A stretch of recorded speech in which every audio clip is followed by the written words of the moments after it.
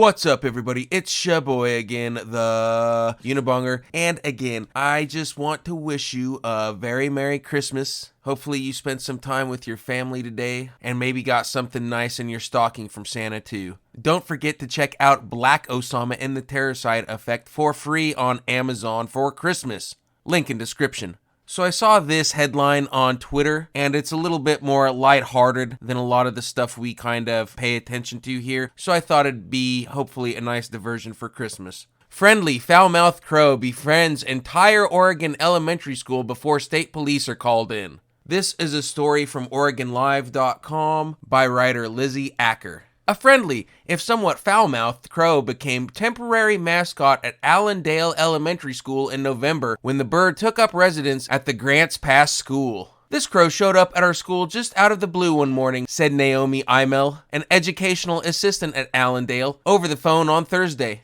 It began looking into classrooms, Imel said, and pecking on doors. At one point, it made its way into a 5th grade classroom where it helped itself to some snacks, she said. Imel said the bird wasn't aggressive at all and seemed to love the kids. It landed on some people's heads, she said. And she added, it spoke. The bird could say, what's up? And I'm fine. And a lot of swear words. It was like a parrot, Imel said. It was the weirdest thing. Still, because it was a wild animal that wouldn't leave, the school called animal control. It was quite the production, Imel said. Animal control came out and decided it was not in their jurisdiction to catch the crow. Yeah, sounds like government for you. Then, a wildlife officer from Oregon State Police came to the scene. That officer was able to feed it from its hand, Imel said. They didn't want to net it because if they missed, it would remember. According to Imel, all the grades came out to witness the attempted capture of the talkative crow. The crow seemed to enjoy the attention, playfully chasing kids around the track, she said. We thought it would fly away, but it didn't, Imel added. The kids were like magnets. You know, there's honestly, most likely, a story here. Maybe it was a homeless person, probably not. It was probably somebody who had a little bit of money, kind of eccentric, and had a lot of time on their hands, that happened to find a crow that stuck around after he fed him, that sort of thing, and was able to train this crow. It'd be interesting to know the unknown man just laughing his ass off at this story. Hopefully he didn't pass away and the crow got out and was trying to find another place to live, that sort of thing. Hopefully this guy let this crow back into the wild and is maybe just laughing his ass off somewhere. Let's hope. Ultimately, the wildlife trooper was unable to capture the crow who spent the night of November 29th outside the school. It turns out, talking crows aren't just something out of an Edgar Allan Poe poem. And this crow, or possibly and more in line with Poe, ravens, know at least 40 words. He knows a lot of words, I'm not going to lie, said Daphne Colpron on Thursday. His vocabulary has expanded quite a bit in the last few weeks.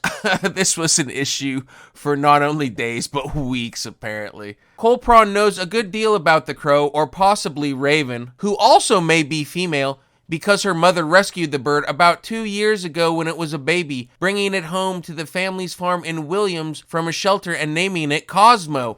Okay, amazingly enough, I didn't think this was going to happen in this article, but trash what I just surmised. We're actually getting the backstory on this raven. The family has dogs, including a mastiff named Tonka Truck, Colpron said. Cosmo will say, Tonka, you come outside, or he'll say, dog's out, she said. Sometimes he does use profanity, Colpron added. Colpron's mom, Janelle Shattuck, considers Cosmo part of the family. In the morning, she said, he will go right up to my bedroom window and say, Mom, wake up, wake up! Oh, man, I mean, this story, if this wasn't in a newspaper, you know, there's probably video of this somewhere too. I need to try to find that. But I mean, you would think this is a kid's story otherwise. There is a daycare in the neighborhood and Cosmo loves kids, Colpron said. Aw.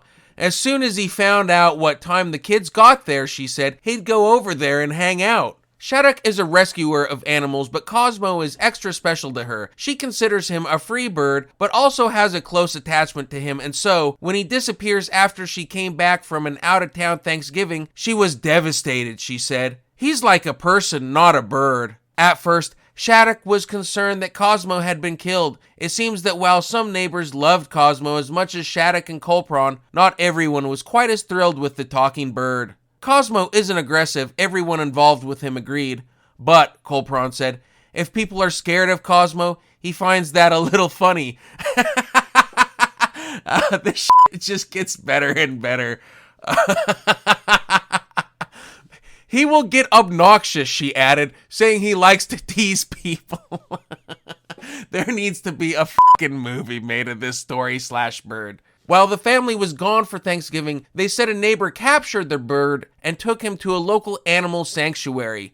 This sanctuary, not realizing he was habituated to humans, released him, likely in Grants Pass. Once he was out, Shattuck said, he started looking for home, causing quite the stir in town. Cosmo would sit on top of Planet Fitness looking to people who were going in, Shattuck said. He was looking for me. Shattuck posted on Facebook about the lost bird, hoping to find him. After following a family friend in a truck Shattuck and Colpron think he recognized, Cosmo ended up in Allendale. He went to the only kid I know in Allendale and knocked on the door, Shattuck said. When he was in the school, he was jumping around saying, "It's okay, I'm fine." That was the 5th grade classroom where Cosmo found snacks. That night, when the kid relayed the story of the talking crow to his father, the father called Shattuck. Colpron went the next day to collect Cosmo. It took about 45 minutes of me offering sardines, she said. She petted the bird and waited until his eyes were closed and then grabbed him. Colpron thinks he's happy to be home. He hasn't been back to visit the neighbors who captured him. But while the story of Cosmo the talking crow or raven and his or her family is sweet, Oregon State Police would rather you don't take the wrong inspiration from it. We don't want people making pets out of wild animals, said OSP spokesperson Stephanie Bigman.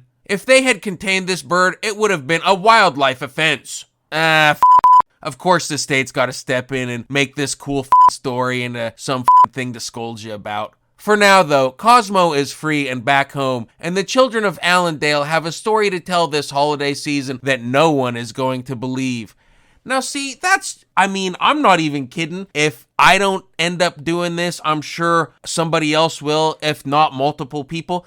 This is a children's story that literally happened in real life. You even get to make this story that seems fictional, that you can even add fictional stuff to, slap a sticker on it that says based on a true story. This is what publishing careers are made off of, man. I'll bet executives at Disney are fighting each other to the death to be the first to bring this story to Disney, you know? Anyway, guys, I thought this might be, kind of fun and a little bit more lighthearted for Christmas. And please, don't forget,